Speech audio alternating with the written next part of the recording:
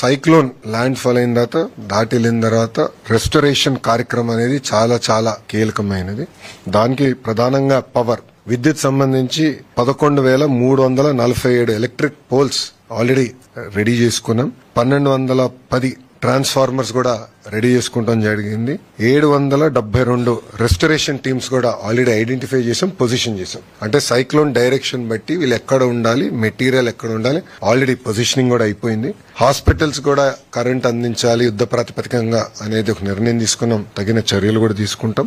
ఆర్ఎన్బికి వచ్చే గల 7,289 అంటే జేసీబీలు, క్రెయిన్స్, వెహికల్స్ కూడా ఏర్పాటు చేసుకున్నాం. ఎందుకంటే ఎక్కడన్నా బ్లాకేజ్ అయినా ఇమీడియట్ రెస్టోర్ చేయాలి, ట్రాఫిక్ ఎలాంటి ఇబ్బంది ఉండకూడదని అది కూడా టీమ్స్ రెడీ చేసుకుంటాం జరిగింది. తాగునీరు సంబంధించిన వాటర్ ట్యాంకర్స్ పొజిషన్ చేసుకున్నాం.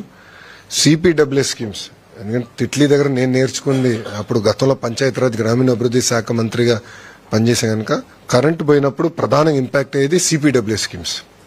ఆ రోజు మేము అనుకున్నాం జనరేటర్లు ముందే పెట్టుంటే భలే ఉండేది, రిస్క్ అయ్యేది, ఇంత ఇబ్బంది వచ్చిండేది కాదు కదా అని. అందుకే ముందస్తు చర్యలు తీసుకున్నాం. గౌరవ ఉప ముఖ్యమంత్రి గారు పవన్ కళ్యాణ్ గారి నాయకత్వంలో ముందస్తు చర్యలు తీసుకుని డీజిల్ జనరేటర్స్ కూడా 1037 డీజిల్ జనరేటర్స్ పొజిషన్ చేశాం.